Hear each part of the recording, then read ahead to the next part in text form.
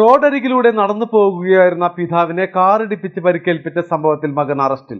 മലപ്പുറം തിരുവാലിയിലാണ് സംഭവം. പുന്നപ്പാല സർവീസ് സഹകരണ ബാങ്കിന് മുൻവശത്ത് വെച്ച് നെല്ലേങ്കര വാസുദേവനെയാണ് മകൻ സുധേവ് കാറിലെത്തി ഇടിച്ചിട്ടത്. പെരിന്തൽമണ്ണയിൽ സ്വകാര്യ ആശുപത്രിയിൽ ചികിത്സയിൽ കഴിയുന്ന പിതാവ് അപകടനില തരണം ചെയ്തു. Peace public school Kottakkal, nurturing world class leaders. Thiruvali നടുവട്ടത്ത് 3 കൂടിയാണ് സംഭവം. പൊട്ടിപ്പാറയിൽ താമസിക്കുന്ന നെല്ലേങ്കര വാസുദേവനെയാണ് മകൻ സുധേവ് കാറിലെത്തി ഇടിച്ചിട്ടത്. ഇയാളെ പെരിന്തൽമണ്ണയിലെ സ്വകാര്യ ആശുപത്രിയിൽ പ്രവേശിപ്പിച്ചിരിക്കുകയാണ്. അപകടനില തരണം ചെയ്തതായി ആശുപത്രി അധികൃതർ അറിയിച്ചു.